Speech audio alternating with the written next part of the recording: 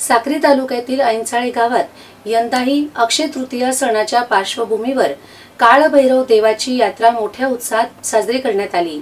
यानिमित्त 12 गाड्या ओढण्याचा कार्यक्रमही साजरा करण्यात आला होता।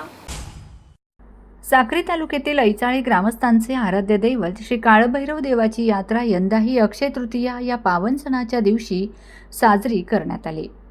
यात्रेनिमित्त गेल्या अनेक वर्षांपासून चालत असलेल्या 12 गाड्यांची लागवड ओढण्याचा कार्यक्रमही मोठ्या उत्साहात पार पडला। लांगड ओढण्यासाठी भगत वामन मोतीराम शेलार यांना मान देण्यात आला होता। आयोजित लांगड ही गावातील भैरमदेवाच्या मंदिरापासून ते मारुतीच्या मंदिरापर्यंत नेण्यात आली होती। काळभैरव देवाची यात्रा म्हणजे गावातीलच नव्हे तर बाहेरगावी गेलेल्या कुटुंबियांना देखील आनंदाची पर्वणी घेऊन येते। त्यामुळे बाहेरगावी गेलेले कुटुंबीय या यात्रेसाठी मोठ्या आनंदाने येऊन सहभाग नोंदवित असतात।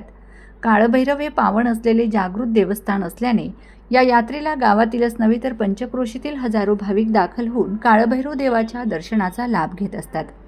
यात्रेनिमित्त मंदिर परिसरात विविध खाद्यपदार्थांचे स्टॉल्स, खेळणी, पाळणे, सौंदर्य प्रसाधनांची दुकानं, संसारोपयोगी वस्तूंची दुकानं आदी वस्तू विक्रीची दुकानं मोठ्या प्रमाणात थाटली होती। या यात्रेच्या यशस्वीसाठी काळभैरव देव यात्रा उत्सव समिती, ऐचाळेचे छोटू सर, आवा सर तसेच डॉक्टर नाना शेलार, शालू, बाळू बोरसे, राकेश शेंगदाणे, ईश्वर पाटील यांचे मोठ्या प्रमाणात सहकार्य लाभत असते। तसेच यात्रा ही शांतता व सुव्यवस्थेत पार पडावी यासाठी ग्रामस्थांतर्फे देखील सहकार्य केले जात असते। योगेश सावळे, ऐचाळे प्रतिनिधी। दरवर्षीप्रमाणे आपल्या आकांक्षा पार्श्वभूमीवरती लांगड उडवली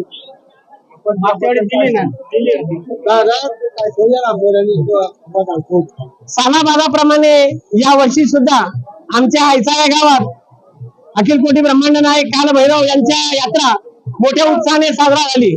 संपूर्ण गावातील आभारवृद्ध यांनी या यात्रेचा आनंद लुटला। वंश परंपरागतनुसार माझ्या वडिलांची निराशिका देवा तुझी चरण सेवा पांडुरंगा या माऊलींच्या उक्तीप्रमाणे आम्ही सर्व गाववासी ज्या आमच्या आजोबा वडीलधाऱ्या मंडळींनी जी आमच्या परंपरा वर्षानुवर्षाची चालू केली होती त्याचे आम्ही खंडित न होऊ देता आम्ही त्याचं एक युनेस्को रोपण हविले जारीन त्याचा विरू गगनावरी या उक्तीप्रमाणे आम्ही त्याचं वटवृक्षाचं रूपांतर केलेलं आहे।